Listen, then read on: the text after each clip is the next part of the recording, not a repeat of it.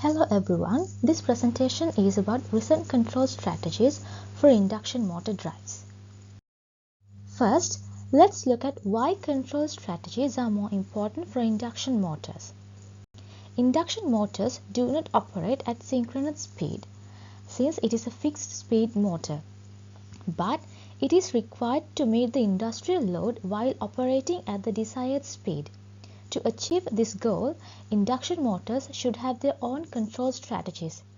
As per the requirement of our research project works, we have followed several references published in the current research communities.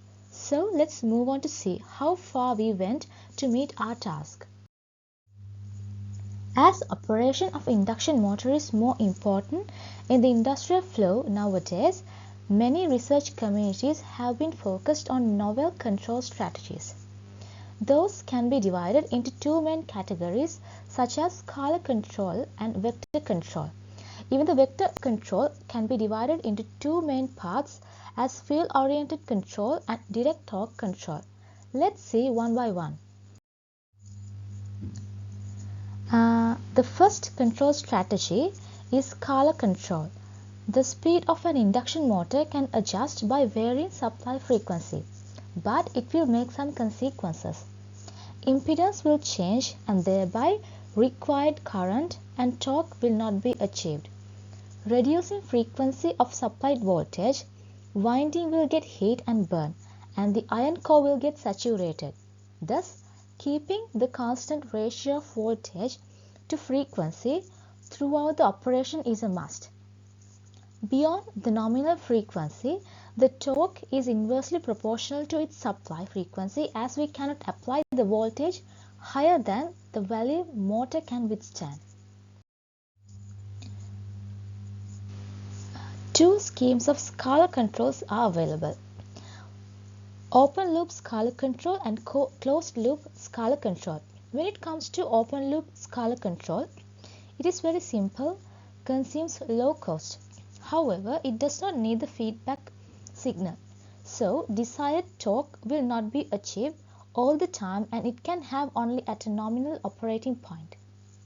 On the other hand, if we consider about the closed loop scalar control, it is more complex than the other one, open loop scalar control, but it can offer more precise solutions since it has a feedback signal path coming through a tacho generator.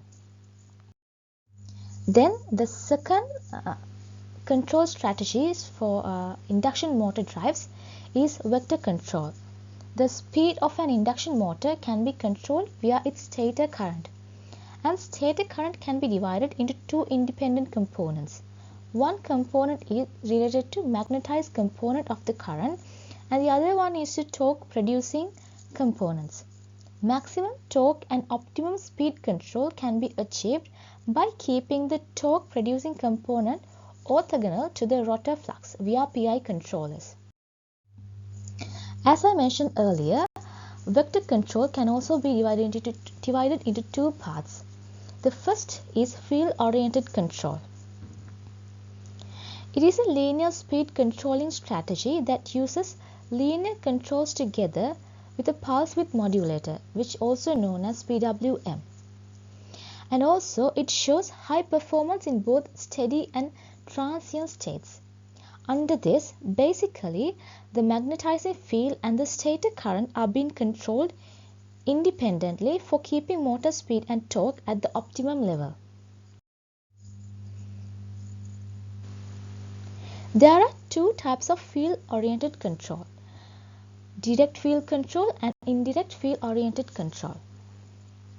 As you can see, simple block diagrams of both schemes are presented in this slide. Magnetic flux can be sensed by using several flux sensing schemes like half-effect sensors and sensing coils. Under the direct field-oriented control, the air gap flux will directly sensed through any of them and send it to controlling system to decouple with the torque producing component. On the other hand, it is not required to have flux sensing devices under the indirect field oriented control. The rotor flux will be determined from the stator current voltage and rotor speed in vector domain, and then it will feed forward the flux and torque controllers. However, this method is indirect field oriented control has been popular than the direct flux oriented control as it is easier to implement.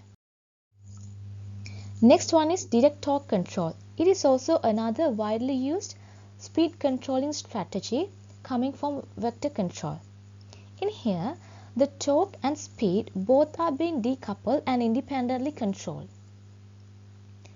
Also, there is no modulator as we have seen at the previous. Therefore, faster response can be achieved. In addition, both stator flux and motor torque can be precisely predicted.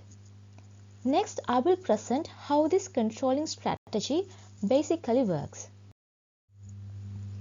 This is the block diagram of a direct torque control which consists of speed control loop and torque control loop. Basically, phase currents, DC bus voltage and switch positions are measured and motor voltage will be determined.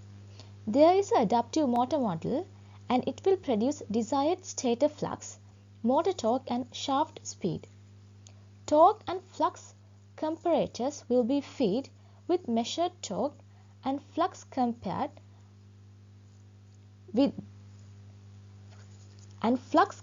them with the reference values. Also, they are responsible for keeping torque and flux vectors within a narrow hysteresis band. The optimum flux selector will receive those signals and then the best voltage vector will be selected from the lookup table. Then respective pulses will send to switching devices to control motor torque. So these are the references that we followed throughout this research project. Here we came to the end of our presentation. Thank you.